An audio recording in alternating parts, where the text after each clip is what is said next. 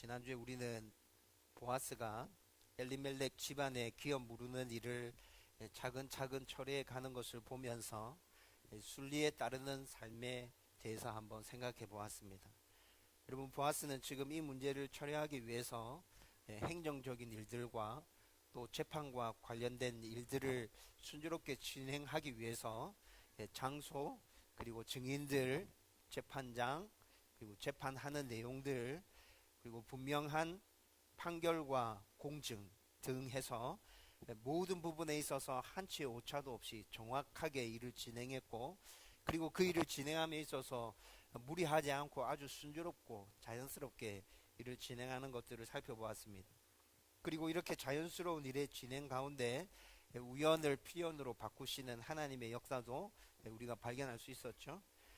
이런 모습을 보면서 우리는 하나님의 법칙에 순종하는 순리에 따르는 삶에 대해서 함께 생각해 보았습니다. 우리의 삶들은 대부분 특별한 일들의 반복이 아니라 물 흐르는 듯한 아주 자연스럽고 조용한 일상의 연속이지 않습니까?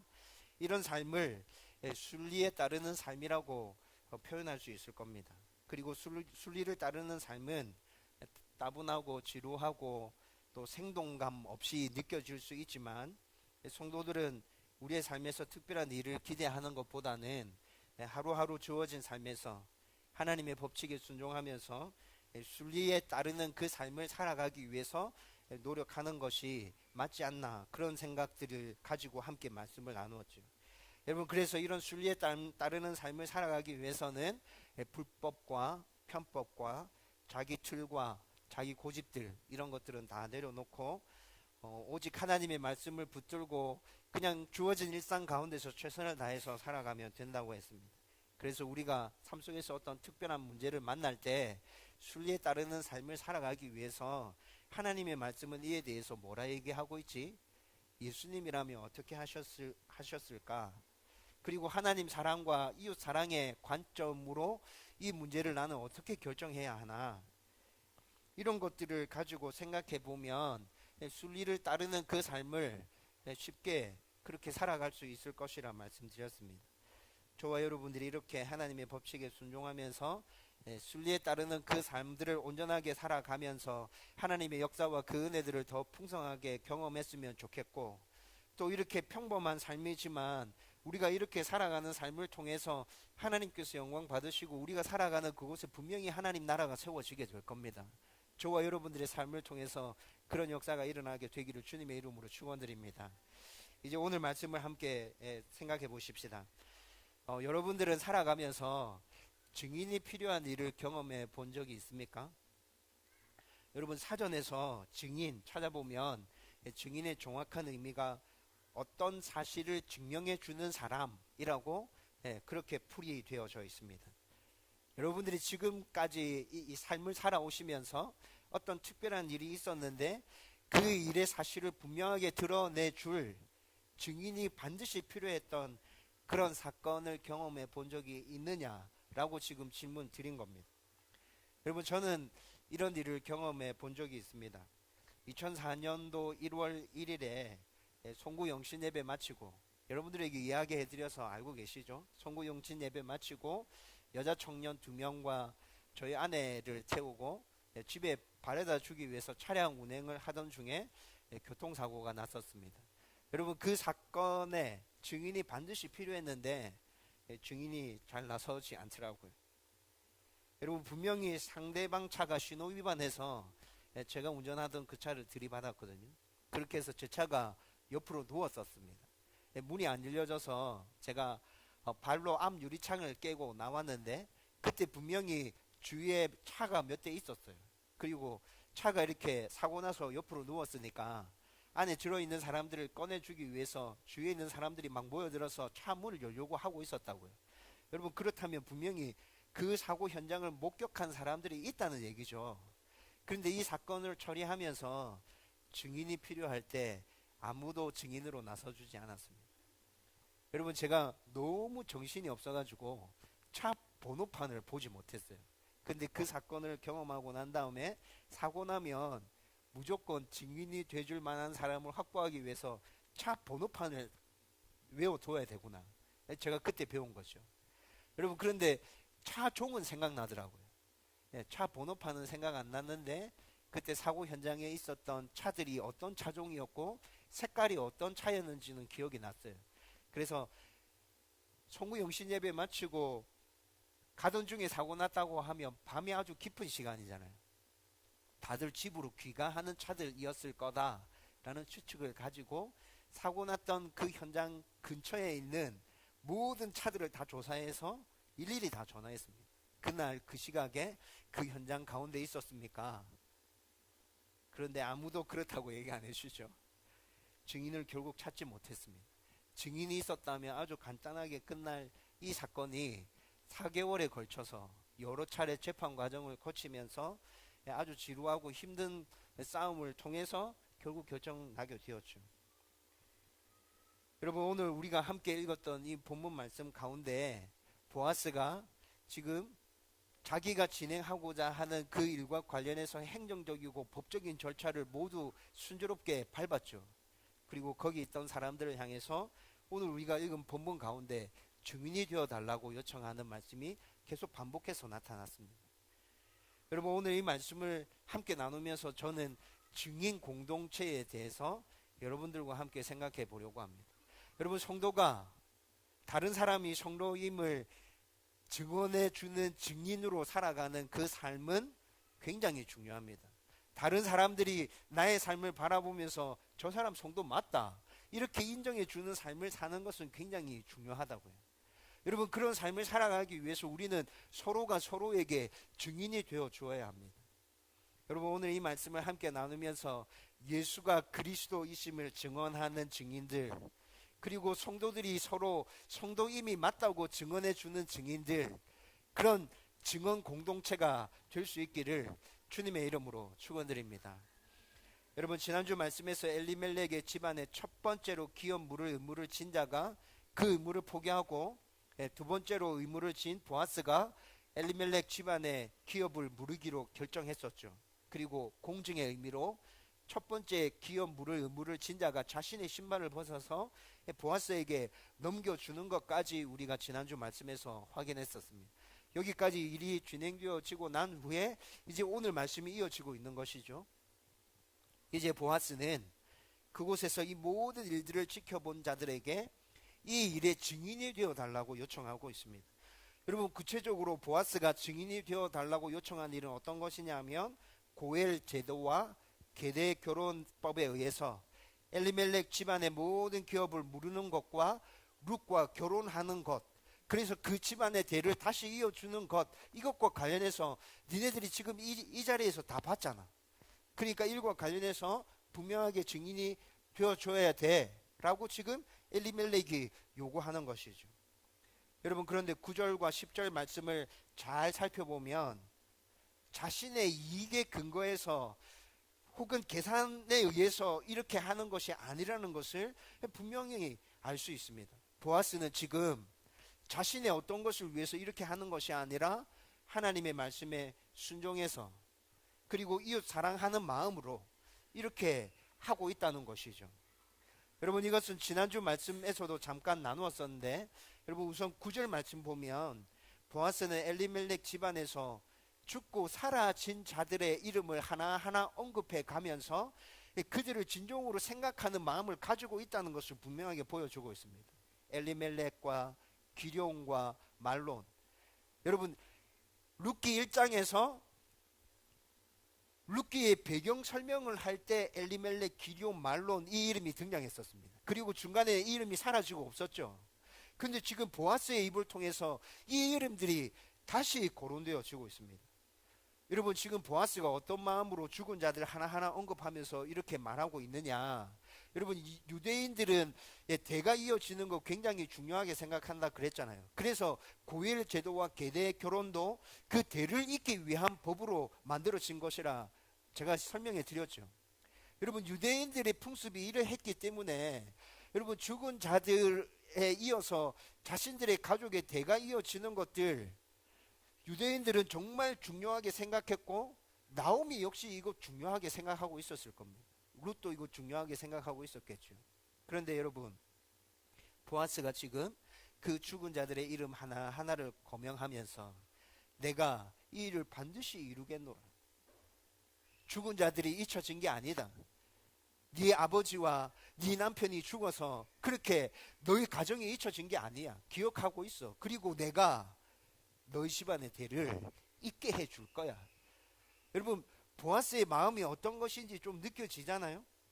그리고 10절 말씀에 보면 말론의 아내였던 룻을 자신의 아내로 맞이하여 말론 집안의 대를 이어주겠다고 말합니다. 여러분, 그런데 좀 전에도 제가 말씀드렸듯이 보아스의 이 결정은 자신의 이익이라는 관점에서 살펴보면 절대로 이해될 수 없는 결정입니다. 엘리멜렉 집안의 모든 기업을 자신이 사는 것까지는 괜찮았습니다. 왜냐하면 여러분, 나오미는 이미 늙었잖아요. 생산할 수 있는 능력이 없잖아요. 여러분, 엘리멜렉 집안의 기업을 산다고 하면 첫 번째로 지금 과부인 나오미와 계대 결혼을 한다는 의미거든요.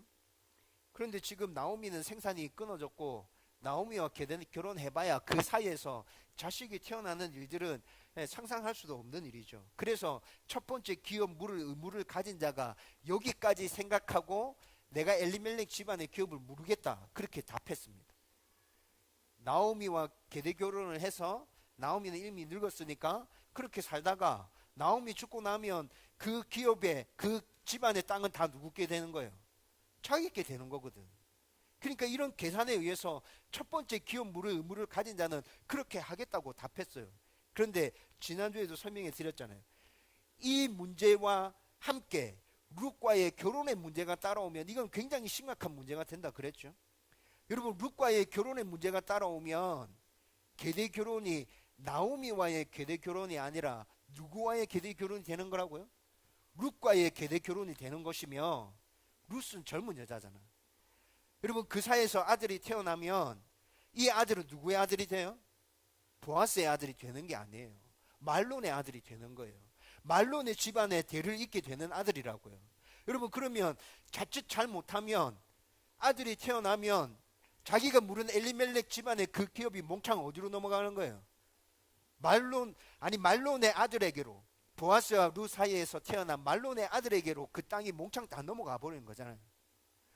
여러분, 자기 이익의 관점에서 생각해 보면 이런 일들이 발생하게 된다고요.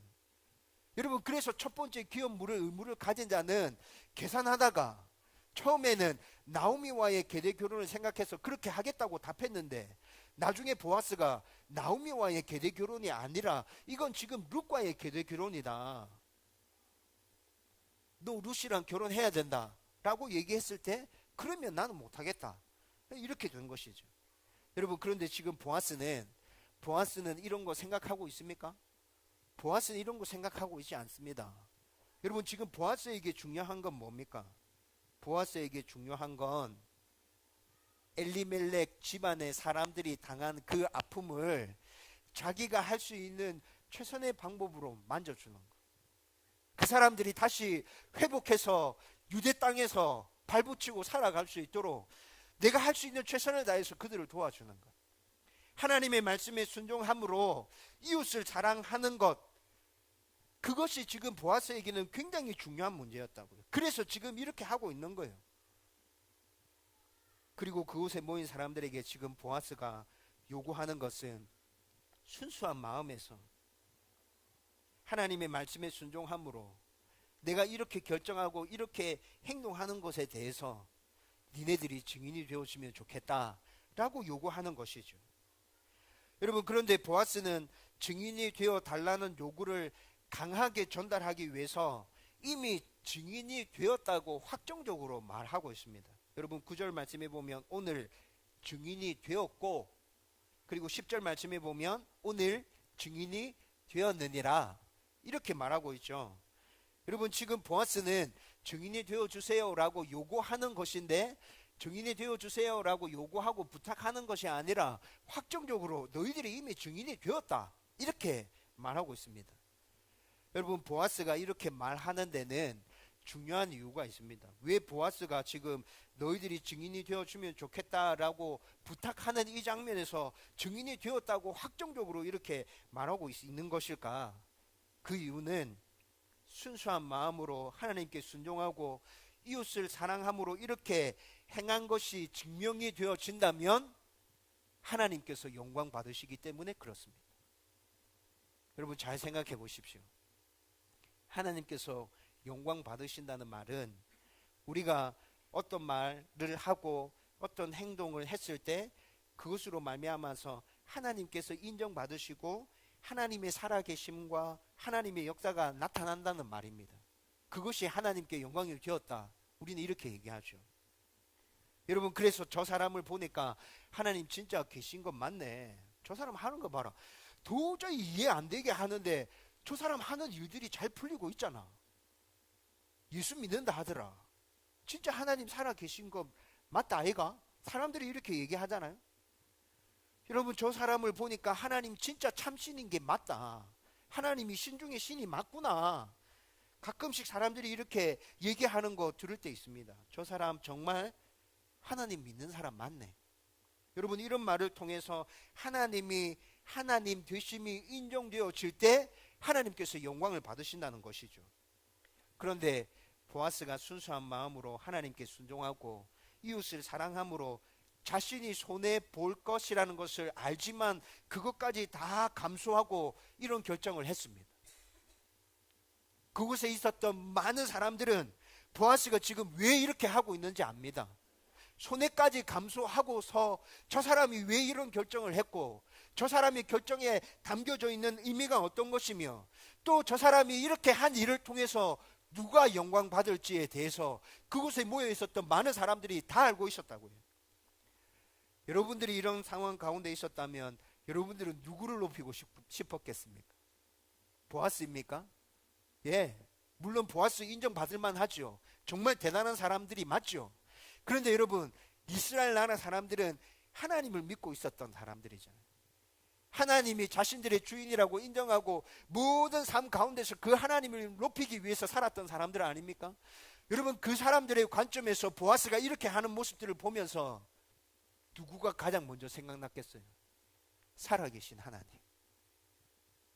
순수한 마음으로 자신의 손해를 감당하며 최선을 다해서 이웃을 사랑하려는 보아스의 모습을 보면서 보아스가 믿고 있는 하나님, 살아계신 하나님, 우리의 주인이신 하나님, 눈에 보이지 않지만 항상 우리에게 은혜 베풀고 계신 그 하나님, 이렇게 자신을 헌신하며 하나님의 말씀에 순종하는 자를 끝까지 책임지시고 보호해 주시는 그 하나님. 여러분 그곳에 모여있는 모든 사람들 눈에 그 하나님이 보여졌을 겁니다. 여러분 이것이 맞다는 것을 11절과 12절 말씀 읽어보면 분명하게 확인할 수 있습니다. 여러분 보아스의 확증적인 증인 요청에 그곳에 있는 모든 사람들이 11절 말씀에 내가 증인이 되나니? 라고 응답하고 있습니다. 내가 증인이다. 확정적으로 요청하고 있는 그 보아스의 요청에 이 사람들도 확정적으로 답하고 있습니다. 네 말이 맞다. 우리 증인 맞다. 반드시 증인 돼 줄게. 이렇게 얘기하는 거죠. 그리고 난 후에 증인이 되겠다고만 언급하고 있는 것이 아니라 그 이후의 말에 말씀을 쭉 살펴보면 룻과 보아스와 그 집안의 사람들 모두를 축복하고 있습니다. 여러분 좀 자세히 살펴보면 룻은 라헬과 레아 갖기를 원한다고 축복하고 있죠. 여러분 야곱의 아내였던 라헬과 레아는 12아들을 낳았고 그 아들들이 이스라엘의 12지파의 조상이 되었습니다. 따라서 라헬과 레아는 이스라엘의 국모라고 할 수 있죠. 여러분 그런데 룻에게 지금 이런 축복이 임하기를 원한다는 것은 이게 무슨 말입니까? 룻을 통해서 태어나는 아들을 통해서 이스라엘이 번창하기를 원하고 그렇게 되어서 너가 이스라엘의 국모가 되었으면 좋겠다. 너가 그 축복을 받기를 원한다. 여러분 지금 이 축복을 사람들의 입을 통해서 지금 선포되어지고 있는 게 아닙니까? 이방 모압 여인인 룻에게 이런 축복은 정말 엄청난 것이죠. 또 보아스는 에브랏과 베들레헴에서 유력하고 유명해지기를 원한다고 축복해 주고 있습니다. 여러분 우리는 이미 유력한 이라는 이 단어가 어떤 뜻을 품고 있는지에 대해서 이미 우리는 살펴봤죠. 부하고 강하고 권세 있고 성품 좋고 신앙 좋고 존경받고 등등등 모든 좋은 의미들이 유력한이라는 이 단어 안에 다 포함되어 있었잖아요. 그리고 룻기 2장에서 뭐라 얘기합니까? 보아스는 이미 유력한 자였다고 말하고 있죠. 그런데 사람들이 보아스에게 유력하고 유명해지기를 원한다고 축복하고 있습니다. 너가 이전에도 유력한 사람인 줄 우리가 다 알고 있었는데, 근데 너가 이렇게 하는 거 보니까 너 진짜 대단한 사람이구나. 이전보다도 더 유력한 사람이 되기를 원한다. 이전보다도 더 유명한 하나님의 사람 되기를 원한다. 여러분, 이곳에 모여 있는 이 사람들이 지금 보아스를 향해서 이렇게 축복하고 있습니다. 그리고 룻이 낳을 아들을 통해 세워지는 집안이 베레스의 집안과 같기를 원한다고 축복하고 있습니다. 여러분, 베레스 집안은 유다 지파에 속한 집안인데 유다 지파 안에서 굉장히 유력한 집안이었습니다. 여러분, 룻기 4장 마무리가 족보로 마무리되고 있죠. 그런데 그 족보가 어디서부터 시작합니까? 베레스로부터 시작하고 있거든요. 여러분, 룻기 4장 마지막 부분에 등장하는 족보는 유다 지파의 족보입니다. 그 족보 끝에 예수 그리스도가 이 땅에 태어나게 됩니다. 여러분, 그런데 그 족보 시작이 어디서부터 시작된다고요? 베레스로부터. 베레스의 집안이 유다 지파 안에서 얼마나 유력하고 얼마나 뛰어났던 집안인지 이것 하나만 살펴봐도 금방 알 수 있죠. 그런데 거기에 모였던 사람들이 보아스와 룻 사이에서 태어나는 자녀들이 베레스의 집안 같이 되기를 원한다. 유력한 집안이 되라. 이스라엘에서 최고의 가문이 되라. 라고 축복하고 있는 것이죠.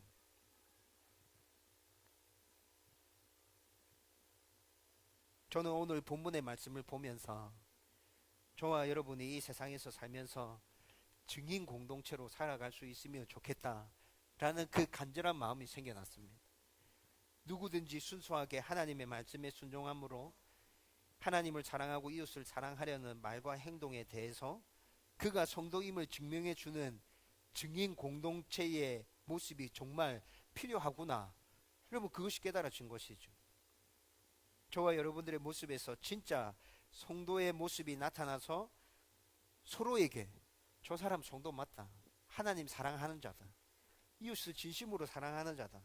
이렇게 인정하며 서로가 성도임을 증언해 준다면 여러분, 어떤 일이 일어나게 될까요?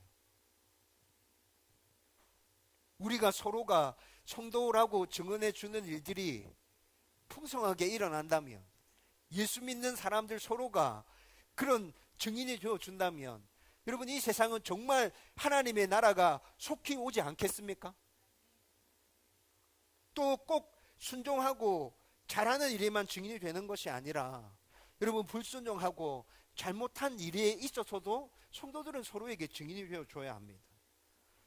여러분, 저는 우리 다운교회가 이런 증인 공동체가 되었으면 좋겠습니다. 여러분, 이건 무슨 말입니까?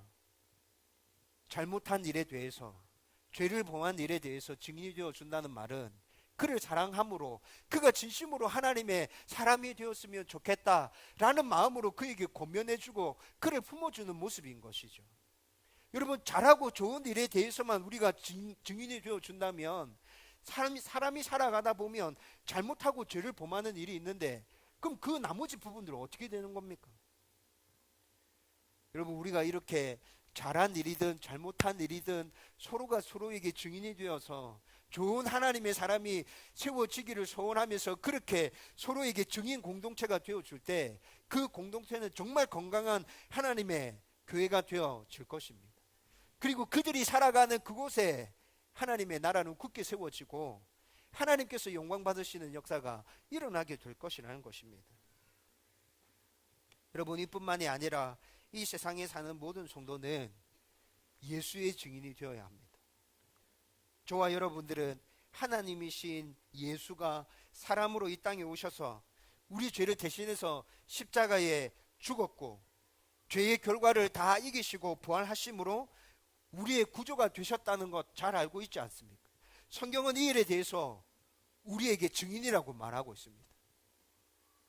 이 일의 증인이 되라고 예수를 믿는 그 순간에 우리는 하나님의 자녀가 되었고 죽고 난 이후에 천국에서 하나님과 함께 영원한 삶을 살아갈 수 있음에도 불구하고 불완전한 이 세상 가운데서 그 증인의 삶을 살라고 계속 살아가라 말씀하십니다. 내가 너희들을 부를 때까지 이 세상에서 사는 것이 좀 힘들고 어렵겠지만 내가 도와줄 테니까 계속 살아라.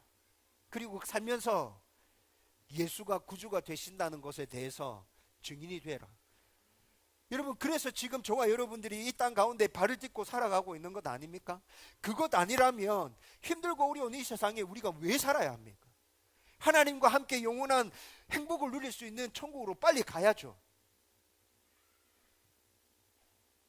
사도행전 1장 8절 말씀에서는 이에 대해서 분명하게 말씀해 주고 있죠. 같이 한번 읽어보십시다. 다 같이 읽겠습니다. 시작. 오직 성령이 너희에게 임하시면 너희가 권능을 받고 예루살렘과 온 유대와 사마리아와 땅끝까지 이르러 내 증인이 되리라 하시니라. 아멘. 성령이 임하시면 증인된 삶을 살라고 말씀하십니다. 여러분, 이 말씀뿐만이 아니라 성도는 예수가 우리의 구주이심의 증인이라는 말씀은 여러 곳에서 찾을 수 있습니다. 그런데 성도 중에 많은 사람이 예수의 증인임을 거부하고 있습니다. 주일만 예배드리고 평일에는 세상의 방식에 따라서 살아가면서 그냥 조용히 평범하게 신앙생활을 하면서 그렇게 살게요. 내가 성도라는 것이 세상의 삶 가운데서는 편하지 않게 그렇게 살고 싶어요. 그냥 가만히 좀 내버려 주세요. 이렇게 말하는 성도들 정말 많죠. 이렇게 하는 가장 큰 이유가 뭘까요? 이렇게 하는 가장 큰 이유는 그들의 삶의 모습이 예수의 증인답지 못하기 때문에 그렇습니다. 내가 예수 믿는다 하고 내가 성도라고 말하면 내가 지금까지 했던 그 행동의 모습들을 사람들은 생각하면서 나한테 네가 예수 믿는다고? 이렇게 반응할 것 같은 느낌이 드니까.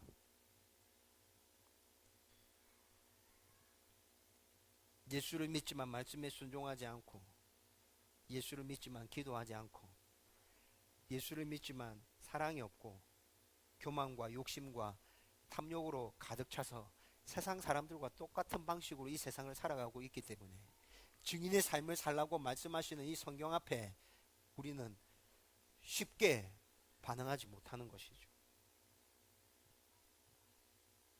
저와 여러분은 세상의 삶에서 정말 예수의 증인으로 살아가기 위해서 최선을 다해서 살아가고 있는가?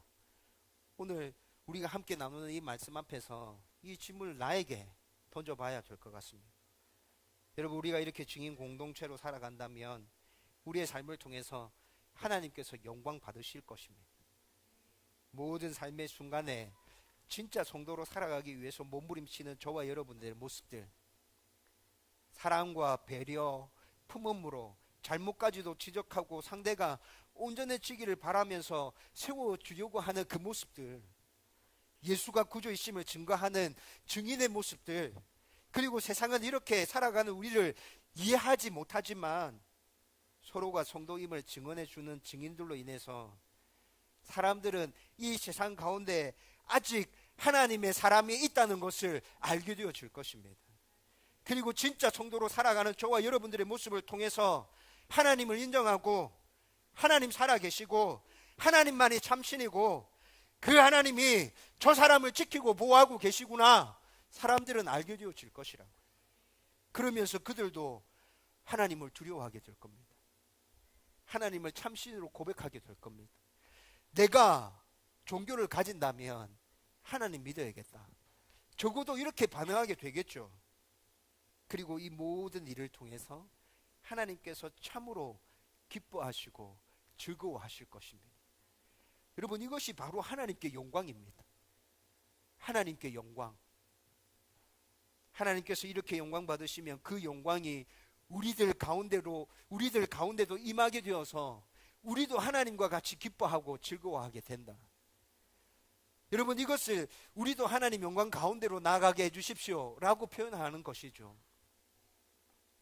그리고 우리의 이런 모습으로 인해서 진정한 하나님의 은혜와 복이 우리 가운데 임하게 될 것입니다. 여러분, 우리는 좀 전에 보아스에게 증인이 되어 주겠다고 한 이들이 보아스가 한 행동에 축복하는 말씀을 살펴봤잖아요. 이들의 축복은 보아스가 순수하게 하나님께 순종하고 하나님을 사랑하고 이웃을 사랑한 것, 그것만큼이나 참되고 진실된 축복이었습니다. 신실하게 하나님의 사람으로 살아가려는 자를 향한 증인인 성도들의 진심에서 우러나오는 축복, 그것이 11절과 12절 말씀이었다고요. 여러분, 이 축복은 축복으로 끝나지 않았습니다. 말에 의한 축복으로 끝나는 게 아니라 시간이 얼마 지나지 않아서 이 축복이 진짜 보아스와 룻 가운데 실현되어져 나타났죠. 여러분, 보아스와 룻 사이에서 오벳이 태어났지 않습니까? 이것으로 룻과 보아스에게 선포된 축복이 1차적으로 실현되었습니다. 그런데 이 축복은 여기서 멈춰지지 않습니다. 보아스와 룻의 족보를 살펴보면 그들의 후손으로 다윗이 태어나고 이 세상을 구원할 예수가 태어난다는 것을 확인할 수 있게 됩니다. 여러분, 그리고 마태복음 1장에 가보면 예수님이 등장하면서 예수님의 족보가 마태복음 1장에 먼저 등장하고 있죠. 여러분, 예수님의 그 족보 가운데 예수님의 육신의 조상들이 다 언급되어지고 있는 거 아닙니다. 굉장히 많이 건너뛰었거든요. 중요한 사람들만 언급되어지고 있다고요. 그런데 그 중요한 사람들 가운데 이방 모압 여인인 룻이 포함되어져 있습니다. 룻에게 임한 이 은혜와 복을 무슨 말로 어떻게 설명해야 충분히 다 설명할 수 있겠습니까? 저와 여러분들이 이렇게 주를 위해서, 서로를 위해서 증인 공동체가 되는 삶을 살아갈 때 우리 가운데도 이런 은혜와 이런 복이 임하게 될 것이라고요. 저와 여러분들이 이 은혜와 이 복을 받아 누리게 되기를 주님의 이름으로 축원드립니다. 이제 말씀을 정리하려고 합니다. 이 세상에서 증인이 된다는 것은 귀찮은 일이며 위험을 감수해야 하는 일이기도 합니다. 여러분, 성도의 삶에 대해서 생각하지 말고 그냥 이 세상에서 내가 증인이 되어야 될 일이 있다, 한번 생각해 보십시오. 제가 방금 말한 것에 동의가 되어지죠. 여러분, 선뜻 증인이 되고 싶다는 생각이 듭니까? 제일 먼저 드는 생각이 뭡니까? 귀찮다. 경찰서에 몇 번 불려가야 될까? 재판할 때 몇 번이나 불려가야 될까? 재판 끝나고 난 다음에 저 사람이 나한테 해코지하면 어떻게 하나? 여러분, 그런 생각이 먼저 드는 것이 사실이죠.